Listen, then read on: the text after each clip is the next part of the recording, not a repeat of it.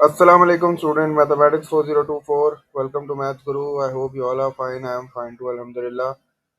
Grade 10 students, as you know that we have started circle properties और class में हमने जो है वो सिमेट्रिकल प्रॉपर्टीज को डिस्कस किया था बड़ी डिटेल में। और इस टॉपिक को मैंने तुम्हें बताया था कि we have divided this topic into two parts. पहली जो पार्ट था वो एंगल प्रॉपर्टीज ऑफ पॉलीगॉन्स था, जिसमें हमने कुछ फॉर्मूलाज को स्टडी किया था। और the second part was the angle properties of circle, जिसमें मैंने तुम्हें बताया था कि there are two types of properties. The first one is the symmetrical properties and there are four symmetrical properties, and the next part is the circle properties, जो कि पांच इंशाल्लाह हम लोग डिस्कस करेंगे। और we are covering this topic from डी3। पहले डी3 से थोड़ा सा इसको कवर कर लेते हैं और उसके बाद इंशाल्लाह will be solving some past paper questions as well. Past paper में थोड़े से क्वेश्चंस का जो डिफिकल्टी लेवल है वो एडवांस है, तो पहले पास पेपर स्टार्ट करना मुनासिब नहीं है। पहले थोड़ा सा बेसिक्स बना लेते हैं, थोड़ा सा प्रॉपर्टीज़ को समझ लेते हैं, फिर उसके बाद जो है उन प्रॉपर्टीज़ को अप्लाई करेंगे। ये प्रॉपर्टीज़ जो है वो सिंगल सिंगल, वैसे तो हम लोग इसको जब समझेंगे, बेसिक्स करेंगे तो सिंगल सिंगल समझेंगे, लेकिन क्वेश्चन में जो है ना वो मोर देन वन प्रॉपर्टी आती है, तो आपको आइडेंटिफाई भी करना होता है और फिर प्रॉपर्टी को अप्लाई करके you have to find the missing answer as well. एक एक मार्क के क्वेश्चन आते हैं इसके। वेटेज इसकी जो है वो पेपर वन में भी अगर ये आता है तो 4 मार्क्स का होता है ज़्यादा ज़्यादा, पेपर टू में भी ये 4 मार्क्स का आता है। और इसमें ये होता है कि you have to write the reason as well ना। अगर आप कोई एंगल के बारे में कोई एंगल की वैल्यू बता रहे हो तो मेक श्योर कि आप रीज़न भी लिख दो, तो वो बेहतर होता है। अगर क्वेश्चन कहता है कि you have to write the reason तो फिर तो 2 मार्क्स का आएगा, 1 mark for the correct answer, 1 mark for the reason. लेकिन अगर वो नहीं भी कहता राइट रीज़न, तो आप बेहतर है कि रीज़न लिख दो, ताकि ये कि आपका जवाब जो है वो जस्टिफाइड हो जाए। तो इन दिस वीडियो इंशाल्लाह will be looking at question number 1 of exercise 13 A. 13 A का क्वेश्चन नंबर 1 के 3 पार्ट्स है ए बी सी, तो उसका सोल्यूशन जो है वो इस वीडियो में डिस्कस कर लेते हैं। मैंने ये होमवर्क में दिया था क्वेश्चन, इसके अलावा क्वेश्चन नंबर 2 3 4 5 भी मैंने होमवर्क में दिया था, तो इंशाल्लाह उसका सोल्यूशन भी जो है वो तुम लोग के साथ शेयर कर दूंगा। तो जिसको जो कंफ्यूजन है वो ये कंफ्यूजन को दूर कर लो। और इंशाल्लाह बाकी क्वेश्चन जो एक्सरसाइज के हैं वो तो हमने ट्राई किए थे क्लास में, तो आई होप थोड़ा सा जो है वो कॉन्सेप्ट अब क्लियर हो गया होगा।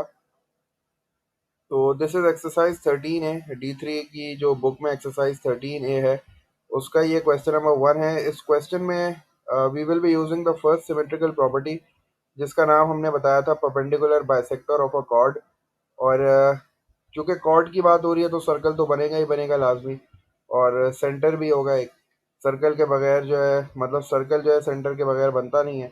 तो इस प्रॉपर्टी का नाम हमने याद किया था perpendicular bisector of a chord, और मैंने आपको बताया था कि अगर सेंटर से अगर आप कोई लाइन ड्रॉ करते हो या कोई लाइन ड्रॉप करते हो कॉर्ड पे, और वो लाइन परपेंडिकुलर होती है, तो वो जो परपेंडिकुलर लाइन है वो आपकी कॉर्ड को बाइसेक्ट कर देती है, मतलब दो बराबर हिस्सों में डिवाइड कर देती है। ठीक है, तो ये perpendicular bisector of a cord था। इसको हमने इस तरह भी देखा था कि if a line is passing through centre and it is bisecting a cord, अगर एक लाइन सेंटर से पास हो रही है और वो एक कॉर्ड पे आके गिरती है और वो उस कॉर्ड को बाइसेक्ट कर रही है, तो डेफिनेटली वो लाइन परपेंडिकुलर होगी। ठीक है, इस प्रॉपर्टी को जो है वो इस तरह भी डिफाइन किया जा सकता है। और इस प्रॉपर्टी को एक और तरीका भी था जिससे हमने डिफाइन किया था, हमने आपको ये बताया था कि if a line bisects a chord and it is perpendicular to the chord then it should pass through the centre. तो ये भी जो है वो एक तरीका है जिससे हम इस प्रॉपर्टी को परपेंडिकुलर बाइसेक्टर ऑफ कॉर्ड को जो है वो डिफाइन कर सकते हैं। तो इसमें हमने तीन ट्रिक वर्ड्स याद किए थे, एक सेंटर याद किया था, एक परपेंडिकुलर याद किया था, और एक बाइसेक्ट का वर्ड याद किया था।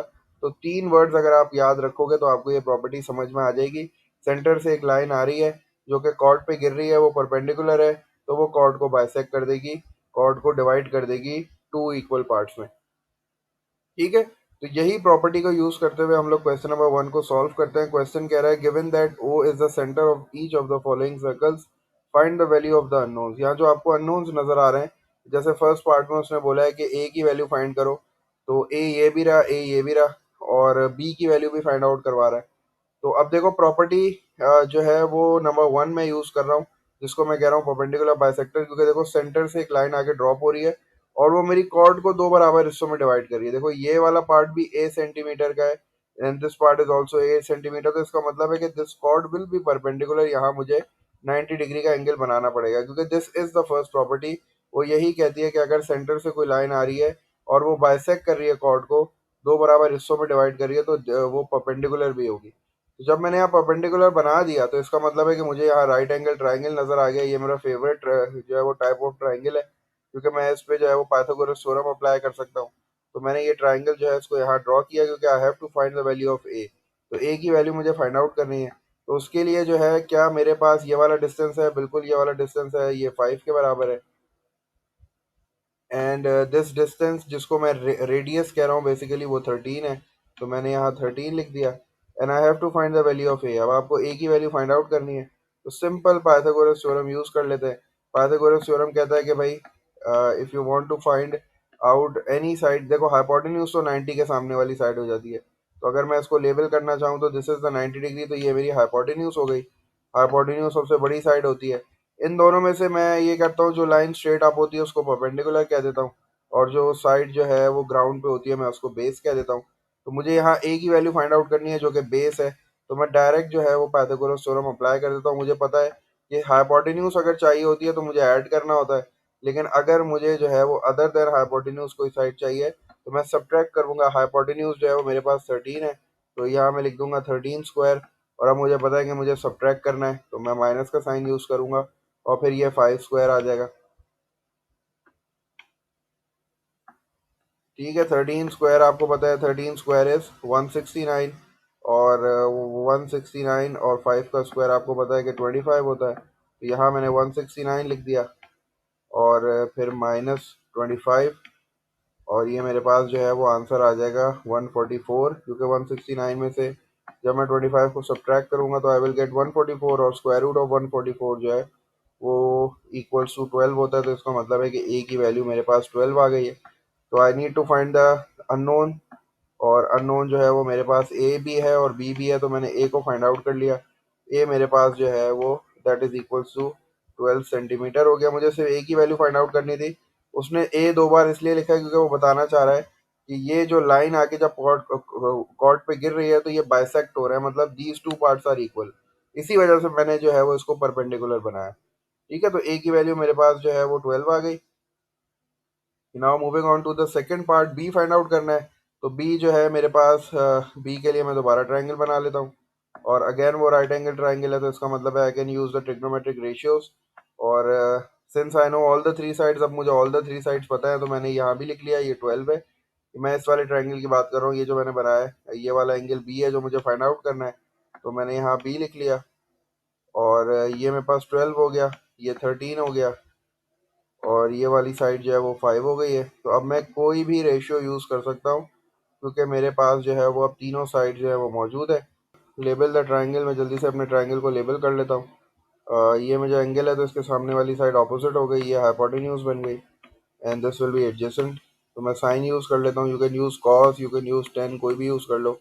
मैं साइन यूज़ कर लेता हूँ, तो साइन बी, और sine B is equals to opposite upon hypotenuse, क्योंकि सो होता है। तो ऑपोजिट साइड मेरे पास 12 हो गई है, हाइपोटेन्यूज मेरे पास 13 हो गई। अब since I need to find the value of B, sine को शिफ्ट कर देता हूँ दूसरी साइड पे। तो B will be equals to sine inverse, क्योंकि साइन जब यहाँ से वहाँ जाएगा तो साइन इनवर्स हो जाएगा। इनवर्स का मतलब है कि -1 आ जाएगा। और this will be 12 divide by 13। अब मैं कैलकुलेटर यूज़ करता हूँ और अपने एंगल की वैल्यू निकाल लेता हूँ। तो this will be 12 divide by 13। और साइन इनवर्स के लिए you have to press shift first, पहले शिफ्ट दबाना पड़ेगा, then sine, and then in the bracket you will write 12 divided by 13, and your answer is 67.4। अगर इसको राउंड ऑफ कर दूं, ओरिजिनल आंसर है 67.38, मैं राउंड ऑफ कर देता हूँ टू वन डेसिमल प्लेस। तो this will B 67.4 degrees is your answer. तो ए की वैल्यू मेरे पास 12 सेंटीमीटर आ गई, और बी की वैल्यू जो है वो मेरे पास जो है 67.4 आ गई। तो ये फर्स्ट पार्ट हो गया। सेकंड पार्ट भी देख लेते हैं जल्दी से। सेकंड पार्ट में हमारे पास ये फिगर बनी हुई है इस तरह, और उसमें हमसे कह रहा है you have to find the value of C, की वैल्यू फाइंड करनी है और डी की वैल्यू फाइंड आउट करनी है। तो बिफोर स्टार्टिंग दिस क्वेश्चन मैंने आपको बोला था कि सबसे पहले जो है ना वो रेडियस ड्रॉ करने की कोशिश किया करो। तो यहाँ एक रेडियस तो बना हुआ है, if you want to draw one more radius आप बिल्कुल बना सकते हो। और try to make a radius so that it can form a triangle. ये वाली ट्रिक हमने जो है वो देखी थी क्लास में। तो जब मैं यहाँ से रेडियस बना दूंगा,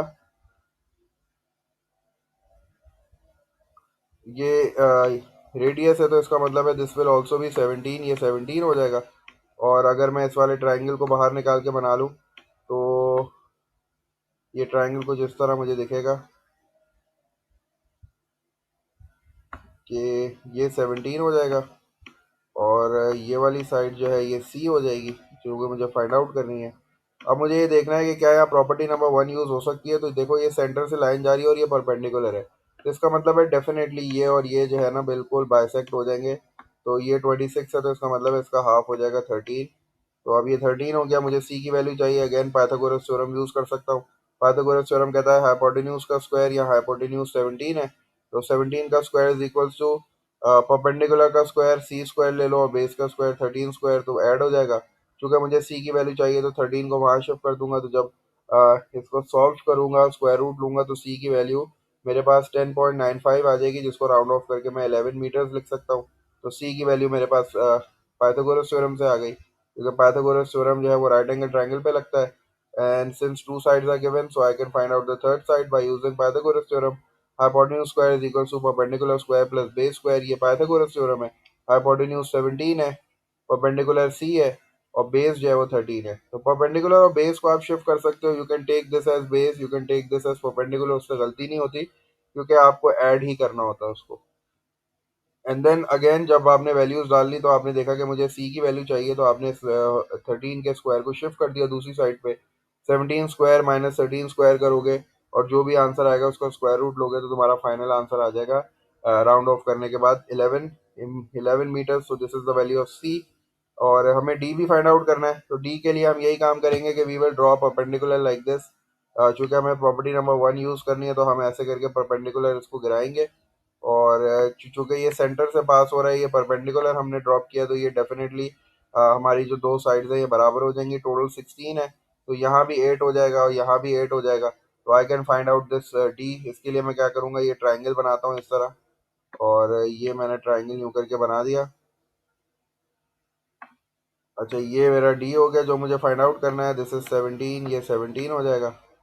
और इस साइड की मुझे ज़रूरत नहीं है, क्योंकि ये मेरे पास है 16 का हाफ जो है वो 8 हो जाएगा। तो since I have the two sides, तो मैं दोनों साइड्स को यूज़ करके ये वाला एंगल निकाल सकता हूँ। ये 90 डिग्री हो गया, तो इसका मतलब है कि ये हाइपोटेन्यूज है। एंगल के सामने वाली साइड ऑपोजिट होती है, ये एडजेसेंट है। तो इसका मतलब है कि मैं यहाँ कॉस यूज़ कर सकता हूँ, क्योंकि एडजेसेंट और हाइपोटेन्यूज गिवन है। तो मुझे डी की वैल्यू, तो मैंने यहाँ जो है वो कॉस डी लिखा, और कॉस डी के बाद जो है मैंने जो है वो since I know that cos is equals two adjacent upon hypotenuse, तो एडजेसेंट मेरे पास 8 है, हाइपोटेन्यूज मेरे पास 17 है। और जब मैं कॉस का इन्वर्स ले लूँगा, since I have to find angle D, मुझे एंगल डी चाहिए, तो मैं जो है वो कॉस इन्वर्स कर दूंगा। This will B cos inverse, और ये 8/17 हो जाएगा। और जब मैं कैलकुलेटर से सॉल्व करूंगा, कैलकुलेटर से सॉल्व करने के बाद जो है मेरे पास जो डी का आंसर आ जाएगा दैट विल बी 61.9, जिसको मैं राउंड ऑफ करके 62 लिख सकता हूँ। और आप इसको एक और तरीके से भी सॉल्व कर सकते हो। अगर आप यहाँ परपेंडिकुलर नहीं ड्रॉ कर रहे, तो फिर आप यहाँ एक रेडियस ड्रॉ कर लो, और इस रेडियस को ड्रॉ करने के बाद ये आपके पास जो है एक नॉन राइट एंगल ट्राइंगल आ जाएगा। और नॉन राइट एंगल ट्राइंगल में अगर आपको एंगल फाइंड आउट करनी है, since you know all the three sides, तो आप यहाँ कोसाइन रूल भी यूज़ कर सकते हो। कोसाइन रूल से भी जो है वो देखो हमारे एंगल की एग्जैक्ट वही वैल्यू आ रही है। अगर आपको ये परपेंडिकुलर नहीं ड्रॉ करना, तो आप यहाँ से रेडियस ड्रॉ कर सकते हो यूँ करके। जब आप ये वाला रेडियस ड्रॉ करोगे, तो ये रेडियस भी 17 होगा। This side is 17, this side is 17, और ये 16 हो जाएगा। ये बेसिकली एक आइसोसेलेस ट्राइंगल बन जाएगा। और सिंस ये नॉन राइट एंगल ट्राइंगल होगा, तो you can apply cosine rule as well. Cosine rule की वर्किंग जो है वो यहाँ हुई भी है। मैंने इसको जो है वो आपको दूसरे तरीके से भी करके दिखा दिया, क्योंकि you can also drop a perpendicular from the centre. जब आप सेंटर से परपेंडिकुलर ड्रॉप करोगे इस पे, तो वो डेफिनेटली कॉर्ड को जो है वो बाइसेक्ट कर देगा। तो मैंने ये ट्राइंगल निकाल के बना दिया, राइट एंगल ट्राइंगल। और फिर ट्रिग्नोमेट्रिक रेशियो से मैंने डी निकाल लिया। लेकिन अगर आप परपेंडिकुलर ड्रॉप नहीं करना चाहते, आप इसको यहाँ से रेडियस ड्रॉ कर लो, तो ये नॉन राइट एंगल ट्राइंगल बन जाएगा। और आप कोसाइन रूल यूज करके भी डी की वैल्यू निकाल सकते हो। लास्ट पार्ट देख लेते हैं जल्दी से। लास्ट पार्ट में हमें ई की वैल्यू फाइंड आउट करनी है और एफ की वैल्यू फाइंड आउट करनी है। तो सबसे पहले what will I do, I will just draw radius like this. ऐसे रेडियस बनाऊंगा। इस रेडियस का फायदा ये होगा कि मुझे जो है वो रेडियस मिल जाएगा। कैसे? क्योंकि ये जो मैंने ट्राइंगल अभी बनाया है, ये राइट एंगल ट्राइंगल है। मैं इस ट्राइंगल की बात कर रहा हूँ, ये बेसिकली राइट एंगल ट्राइंगल है। और ये साइड मेरे पास 5 है, और ये साइड जो है वो चूंकि टोटल 12 है तो परपेंडिकुलर गिरा है, तो इसका मतलब है कि ये 12 हाफ हो जाएगा, ये 6 हो जाएगा। तो मैं जो है वो रेडियस फाइंड आउट कर सकता हूँ बाय यूजिंग पाइथागोरस थ्योरम। तो रेडियस मैंने फाइंड आउट कर लिया 5 स्क्वायर प्लस 6 स्क्वायर, क्योंकि रेडियस हाइपोटेन्यूज है। तो 5 स्क्वायर प्लस 6 स्क्वायर हो गया। रेडियस निकालने के लिए स्क्वायर रूट लिया, ऐड किया स्क्वायर्स को, तो मेरे पास रेडियस आ गया 7.81। तो अब अगर ये रेडियस है तो फिर ये वाला भी तो रेडियस ही है ना। तो मैं इस वाले ट्राइंगल में रेडियस की वैल्यू यूज कर सकता हूँ। रेडियस मेरे पास आ गया 7.81। मैं अगेन पाइथागोरस थ्योरम यूज कर सकता हूँ in order to find the value of E. उसके लिए मैं क्या करूंगा, दोबारा मैं एक ट्राइंगल बनाता हूँ, और वो ट्राइंगल जो है वो इस तरह का दिखेगा। इसमें now I know the value of radius. अब मुझे रेडियस की वैल्यू पता है। मैं ये वाला ट्राइंगल बनाने की कोशिश कर रहा हूँ। ठीक है, ये एफ हो जाएगा, और दिस विल बी ई, ये मुझे फाइंड आउट करना है। और चूंकि ये परपेंडिकुलर गिरा है तो ये 10 का हाफ, ये 5 हो जाएगा। और दिस विल बी रेडियस, जो कि मैंने अभी अभी फाइंड किया हो, तो ये 7.81 हो जाएगा। और now I can use Pythagoras theorem. अब मैं पाइथागोरस थ्योरम यूज करके जो है वो ई की वैल्यू निकाल सकता हूँ। तो ई के लिए मैंने क्या किया, सिंस 7.81 हाइपोटेन्यूज है, क्योंकि ये राइट एंगल ट्राइंगल बन रहा है इस साइड पे, तो 7.81 का square is equal to E square plus 5 square. ये पाइथागोरस थ्योरम हो गया। ई को सब्जेक्ट बना दिया, 5 स्क्वायर को शिफ्ट कर दिया, ई की वैल्यू आ गई 6 मिलीमीटर। तो ई की वैल्यू मेरे पास 6 मिलीमीटर आ गई। अब मेरे पास जो है वो इस ट्राइंगल में ई की वैल्यू भी है, 5 भी है, 7.81, तीनों साइड का मुझे ये एंगल फाइंड आउट करना है। तो सिंस ये एंगल था, मैं कुछ भी यूज कर सकता हूँ। मैंने यहाँ 10 यूज कर लिया। ये मेरे पास ऑपोजिट साइड हो गई एंगल के सामने, ये हाइपोटेन्यूज हो गई और ये एडजेसेंट हो गई। तो ई की वैल्यू 6 आई थी और एडजेसेंट 5 है, तो 6/5 हो गया। देखो मैं इसको लेबल करता हूँ ताकि जो है वो कंफ्यूजन ना हो। ये एंगल मुझे फाइंड आउट करना है, तो इसके सामने वाली साइड ऑपोजिट हो जाएगी। और ये 90 डिग्री है, तो इसके सामने वाली साइड हाइपोटेन्यूज हो गई। और ये जो साइड बची है एडजेसेंट हो गई। तो मैंने जो है वो 10 यूज कर लिया। यहाँ मैं साइन भी यूज कर सकता हूँ, यहाँ मैं कॉस भी यूज कर सकता हूँ। तो टेंजेंट मैंने यूज कर लिया। Tangent is always equal to opposite upon adjacent. Opposite की वैल्यू ई है, ई 6 है। मैंने फर्स्ट पार्ट में ये अभी मैंने सी की वैल्यू फाइंड आउट की है, ई की सॉरी। तो दिस इज 6, तो ये 6 ऊपर आ गया, 5 नीचे आ गया। Since I have to find the value of F, तो 10 को शिफ्ट किया दूसरी साइड पे, 10 इनवर्स हो गया। और फिर कैलकुलेटर से मैंने 10 इनवर्स 6 डिवाइड बाय 5 निकाला। तो the value of angle F की वैल्यू मेरे पास आ रही है 50.19, जिसको आप राउंड ऑफ करके 50.2 लिख सकते हो, करेक्ट टू 1 डेसिमल प्लेस। तो ये क्वेश्चन नंबर 1 का सोल्यूशन था, एक्सरसाइज 13 ए का। 13 ए हमने स्टार्ट की थी। 13 ए का क्वेश्चन नंबर 1 2 3 4 5 मैंने होमवर्क में दिया था। तो ये मैंने क्वेश्चन नंबर 1 का सोल्यूशन आपके साथ शेयर कर दिया। इसको देखना वीडियो को, इंशाल्लाह जो भी क्वेरीज होंगी वो क्लियर हो जाएंगी। स्टिल अगर नई क्वेरीज क्लियर होती तो मैं इंशाल्लाह जो है वो इसको क्लास में भी समझा दूंगा, मुझसे क्लास में पूछ लेना। Stay tune for the next question. इंशाल्लाह क्वेश्चन नंबर 2 3 4 5 की भी जो है वो सोल्यूशन वीडियो आपके साथ शेयर करूंगा। और I will try to make the video of question number 10 as well. वो मैंने होमवर्क में दिया हुआ है, तो वो अगर नहीं होता तो वो भी मुझे बता देना, तो मैं उसकी वीडियो भी तुम लोग के साथ शेयर करूंगा इंशाल्लाह। और अपने असेसमेंट की प्रिपरेशन जो है वो अच्छी तरीके से करते रहो, because this topic is included in your assessment. So all the best for your assessment इंशाल्लाह। Stay tune for some more videos. Assessment की वीडियो भी पेंडिंग में, इंशाल्लाह वो भी बहुत जल्द तुम लोग को मिल जाएगी। तो अंटिल देन टेक केयर, अल्लाह हाफिज़। मैथ गुरु देखते रहो और अपने कॉन्सेप्ट्स को क्लियर करते रहो।